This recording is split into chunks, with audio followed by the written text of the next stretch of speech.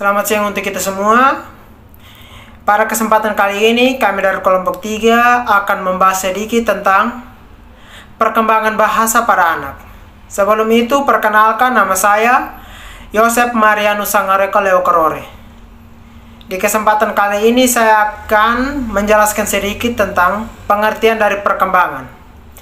Perkembangan adalah perubahan-perubahan yang dialami oleh individu atau organisme yang menuju tingkat kedewasaan atau kematangan yang berlangsung secara sistematis, progresif, dan berkesinambungan yang menyangkut aspek fisik atau jasmani maupun psikis atau rohani. Bahasa adalah sistem lambang bunyi yang digunakan oleh para anggota kelompok sosial untuk bekerjasama, berkomunikasi, dan mengidentifikasikan diri. Fungsi utama bahasa adalah sebagai alat komunikasi antar manusia. Bahasa sebagai alat perantara antar anggota masyarakat dan satu kelompok dan alat interaksi secara individu maupun kelompok. Dengan singkat, kata bahasa adalah alat komunikasi. Bahasa berfungsi sebagai salah satu alat komunikasi yang merupakan sarana penting dalam kehidupan anak. Melalui bahasa, anak dapat saling berhubungan, saling berbagi pengalaman, dan saling meningkatkan intelektual, yakni dalam rangka pengembangan pengetahuan dan keterampilan bahasanya. Bagi anak usia dini, hal tersebut merupakan masa perkembangan yang harus dibina dan dikembangkan agar mereka dapat memanfaatkan kemampuan bahasanya secara maksimal. Baik, di sini saya akan menjelaskan tentang perkembangan bahasa anak. Perkembangan bahasa merupakan media yang efektif bagi anak dalam menjalankan komunikasi sosial. Dengan berkembangnya bahasa pada anak, memudahkan anak dalam mengutarakan apa yang ia inginkan dan sampaikan kepada orang lain. Oleh karena itu, pengembangan bahasa untuk anak usia dini bertujuan agar anak mampu berkomunikasi dengan baik. Jadi, perkembangan bahasa pada anak usia dini sangat penting karena selain sebagai alat komunikasi, tetapi penting juga untuk tahapan tumbuh kembang dari anak tersebut. Dapat dikatakan bahwa kemampuan yang dimiliki setiap anak terhadap perkembangan bahasa pasti akan berbeda-beda dan akan sejalan terhadap perkembangan biologisnya. Untuk melakukan perkembangan bahasa terhadap anak usia dini, peran orang tua sebagai pendidik utama yaitu dapat mengajarkan berbagai macam kosakata. Teori-teori perkembangan bahasa. Teori perkembangan bahasa yang pertama yaitu teori behavioristik. Teori ini dikemukakan oleh B.F. Skinner yang menyatakan bahwa perkembangan bahasa yang terjadi pada anak dipengaruhi oleh lingkungan, contohnya lingkungan keluarga, dan perkembangan keterampilan dasar bahasa pada anak diperoleh melalui pergaulan dan interaksi yang diperoleh anak dengan sesama temannya dan orang dewasa. Teori perkembangan bahasa yang kedua yaitu teori kognitif Piaget.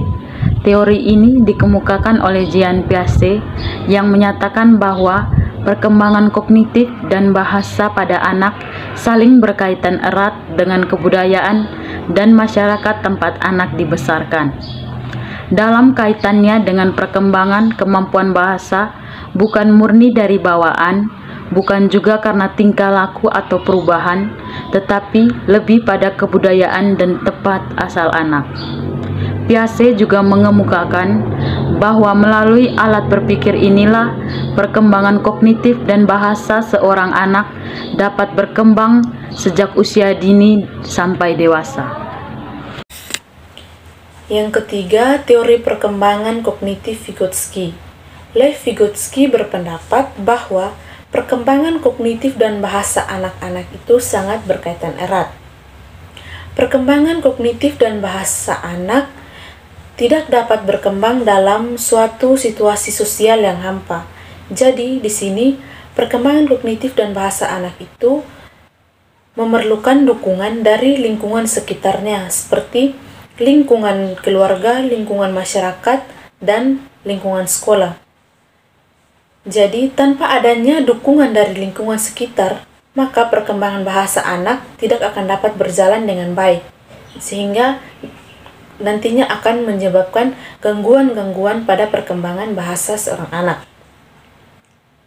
Yang keempat, teori nativisme. Teori ini dilandaskan pada kenyataan bahwa seorang anak dapat memperoleh bahasa manapun kalau anak ini diberi kemungkinan atau anak ini memperoleh bahasa apapun yang diberikan oleh orang tua maupun guru kepada anak tersebut. Jelas bahwa bahasa merupakan suatu alat komunikasi yang menggunakan suatu sistem suara, kata, pola yang digunakan oleh manusia untuk menyampaikan atau untuk melakukan pertukaran pikiran dan perasaan. Dengan demikian, bahasa termasuk hal mendasar di dalam perkembangan anak untuk mengoptimalkan potensi dan beradaptasi dengan lingkungan sekitar. Tahap perkembangan bahasa pada anak sejak 0 sampai 36 bulan. Yang pertama, tahap perkembangan bahasa anak sejak 0 sampai 5 bulan. Pada tahap perkembangan bahasa anak yang baru lahir dapat dikenali melalui sejumlah refleks yang muncul seperti yang pertama, menangis. Menangis merupakan bentuk komunikasi utama pada tahap ini, di mana bayi yang baru lahir memiliki ketergantungan yang sangat besar dengan orang tua bayi tersebut. Jadi, upaya mereka untuk berinteraksi dan berkomunikasi adalah dengan menangis. Contohnya, ketika seorang bayi yang merasakan kedinginan ataupun merasakan kesakitan, maka sontak bayi tersebut akan menangis dan menjerit. Yang kedua, bayi tersebut mampu bereaksi terhadap suara yang kencang. Seperti yang sering kita ketahui, yang sering kita lihat pada bayi, ketika mereka mendengarkan suara-suara yang sangat keras, maka reaksi yang akan mereka berikan terhadap apa yang mereka dengarkan tersebut melalui gerak dan bahasa tubuh seperti berkedip atau kaget. Yang ketiga, tertarik pada suatu suara tertentu. Tentunya bayi yang baru lahir memiliki ikatan yang sangat erat dengan ibu bayi. Maka perkembangan bahasa di sini di mana objeknya suara objek suara dari ibu bayi sebagai bentuk untuk membuat bayi menjadi tenang. Yang kedua, perkembangan bahasa bayi pada usia 4-6 bulan. Kemampuan bahasa bayi sangatlah pesat seiring berjalannya waktu jika perkembangan dan pertumbuhan bayi tersebut tidak terhambat pula. Ketika menginjak usia 4-6 bulan, bayi mulai bisa melihat dengan jelas permainan, bahkan bisa bermain dan berinteraksi walaupun dengan posisi tertidur, serta dapat mengembangkan atau mengeluarkan vokal suara pada saat ia bermain, seperti mampu mengucapkan kata da, pa, dan ma, dan sebagainya.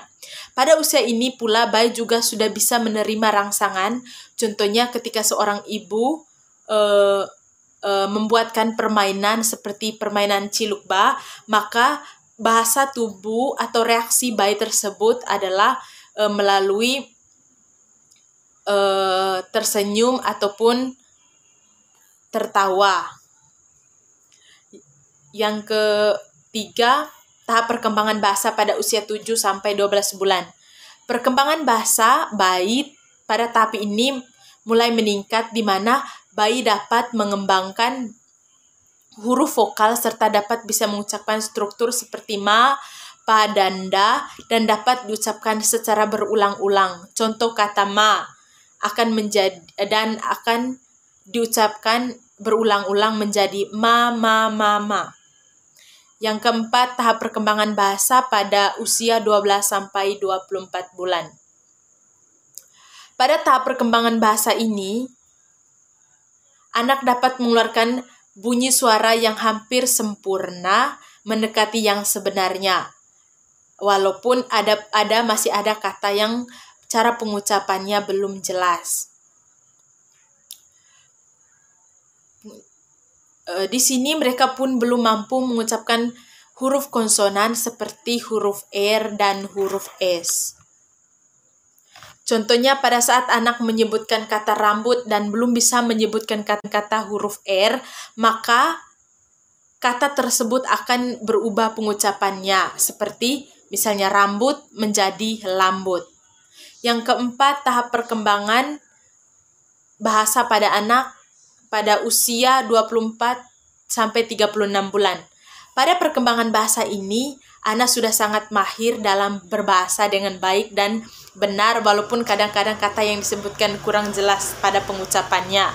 Pada usia ini, anak sudah mampu, yang pertama, mampu menjawab dengan kalimat 2 kata.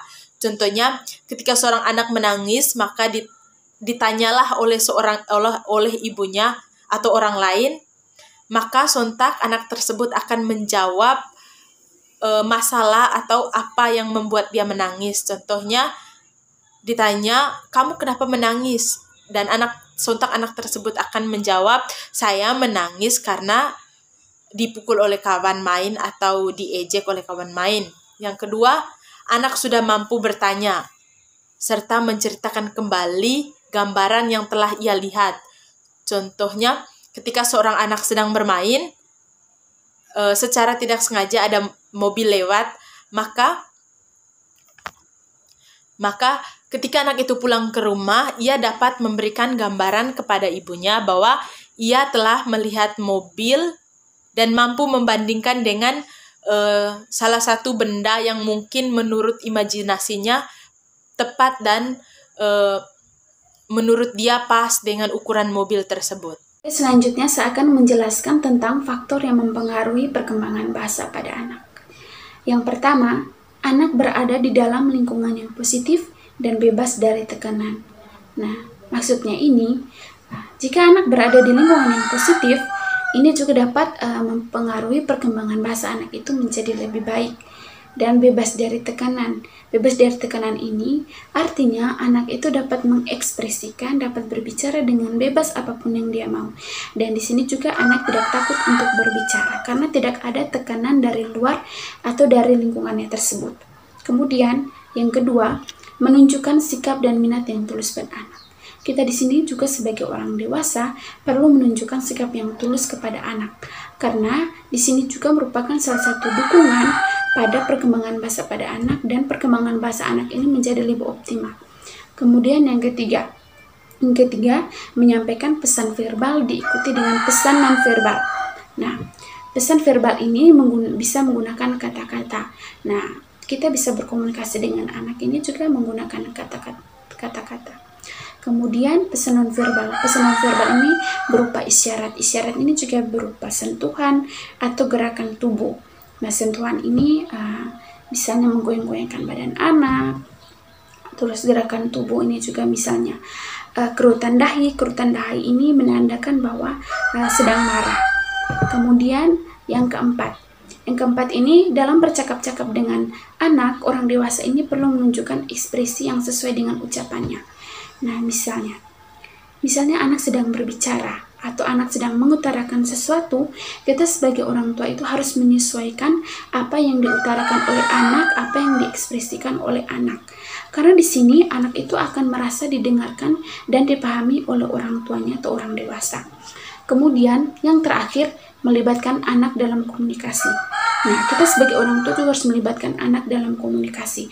Karena kita sebagai orang tua itu sekaligus mengajarkan kepada anak, dan anak itu juga sekaligus dapat belajar bagaimana cara berkomunikasi dengan baik.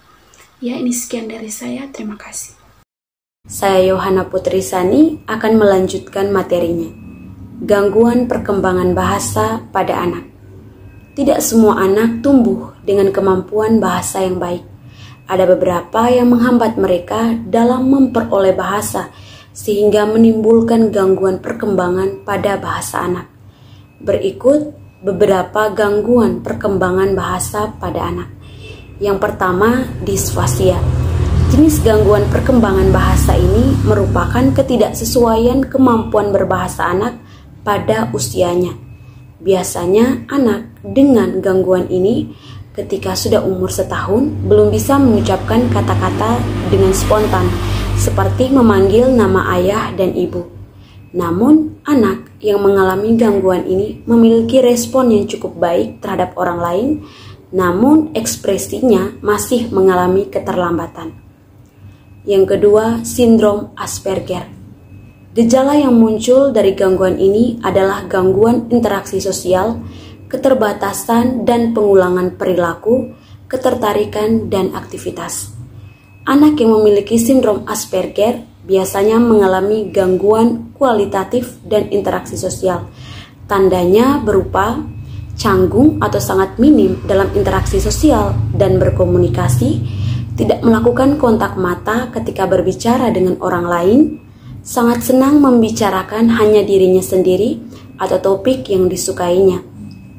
Ia juga tidak bisa bermain dengan anak seusianya.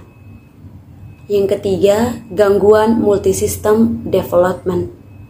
Gangguan ini terlihat dengan adanya problem komunikasi, sosial, dan proses sensori atau rangsangan.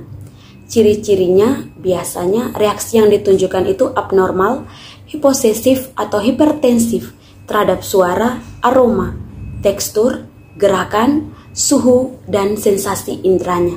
Beberapa perilaku yang terlihat pada anak yang mengalami gangguan multisystem development yaitu ledakan emosional, seperti penolakan untuk makan makanan tertentu, gangguan tidur, penghindaran atau kurangnya kesenangan ketika disentuh atau dipeluk, penolakan untuk mencuci rambut, disentuh untuk disisir rambutnya, dan lain-lain. Anak dengan gangguan ini juga biasanya minat komunikasi dan interaksi yang normal, hanya saja respon dan reaksinya tidak berjalan secara optimal. Anak dengan gangguan ini juga biasanya bermasalah terkait keteraturan tidur, selera makan, dan aktivitas rutin lainnya. Yang keempat, gangguan disintegris pada kanak-kanak. Anak dengan gangguan ini pada mulanya berkembang dengan normal. Baru setelah di atas 2 tahun, anak mulai kehilangan kemampuan yang telah dikuasainya. Biasanya gangguan yang dialami berupa kemampuan bahasa, sosial, dan motorik. Halo teman-teman, perkenalkan saya Cornelia Gawas. Pada kesempatan ini kita sama-sama akan mempelajari mengenai materi perkembangan bahasa pada anak usia dini. Nah, sub-sub tema yang akan kita pelajari yaitu mengenai pencegahan gangguan perkembangan bahasa pada anak usia dini. Dalam masa perkembangan anak usia dini, baik itu perkembangan kognitif, perkembangan fisik motorik, maupun dalam perkembangan bahasa dan perkembangan lainnya, tentunya ada berbagai hambatan dan tantangan dalam perkembangannya tersebut. Nah, di sini ada pun cara-cara yang dapat kita lakukan agar dapat mencegah gangguan khususnya pada perkembangan bahasa anak usia dini. Cara yang pertama yaitu membuat kegiatan membaca menjadi menyenangkan dan juga menarik bagi anak. Nah, bagaimana cara kita membuat kegiatan membaca bagi anak itu menjadi menarik dan menyenangkan? Di sini kita bisa ambil contoh, misalnya ketika melakukan kegiatan membaca dengan anak, kita bisa memilih buku-buku tertentu. Buku-buku tertentu di sini maksudnya di dalam buku tersebut usahakan terdapat gambar-gambar yang menarik bagi anak sehingga membuat minat anak untuk membaca tersebut itu semakin meningkat dengan adanya gambar-gambar lucu di dalam buku cerita yang ada. Lalu yang berikut kita juga bisa di sela-sela kegiatan membaca kita juga bisa ajukan pertanyaan-pertanyaan sederhana kepada anak untuk bisa membuat kegiatan membaca tersebut menjadi lebih bagus lagi. Nah, pertanyaan-pertanyaan ini kita bisa tanyakan seputar misalnya gambar-gambar yang ada di dalam buku tersebut, ditanya ini gambar apa. Nanti setelah terjadi interaksi seperti itu, kegiatan membacanya akan menjadi lebih menyenangkan. Baik, cara yang kedua adalah membicarakan kegiatan-kegiatan sederhana kepada anak dan juga menggunakan bahasa-bahasa yang sederhana. Nah, teman-teman, seperti yang kita ketahui, pada rentan usia anak usia dini, ketika kita berbicara menggunakan kata-kata yang sulit, kata-kata yang abstrak, maka anak itu akan kurang memahami dengan apa yang kita bicarakan. Tetapi ketika kita berbicara kepada anak, kita menggunakan bahasa yang sederhana, anak akan lebih memahami. Nah, di sini kita bisa membicarakan kegiatan sederhana, bisa juga seputar kegiatan berkaitan dengan aktivitas-aktivitas anak di rumah. Lalu cara yang ketiga adalah memperkenalkan kata-kata baru. Oke, baik. Ini juga adalah cara yang paling penting juga untuk mengembangkan bahasa-bahasa anak. Nah, mengapa dikatakan penting? Dengan kita memperkenalkan kata-kata baru kepada anak, di sini bisa menambah kosakata dari anak. Kata-kata yang sebelumnya tidak anak ketahui, dengan kita memperkenalkan kata-kata tersebut, maka otomatis kata tersebut akan diingat dan bisa menambah kosakata dari anak. Cara yang keempat adalah mengajak anak belajar bernyanyi bersama. Cara yang baik dalam mengembangkan bahasa anak yaitu dengan melalui kegiatan bernyanyi bersama. Dengan adanya kegiatan bernyanyi bersama, otomatis ada kata-kata yang diserap oleh anak dari lagu-lagu yang ada.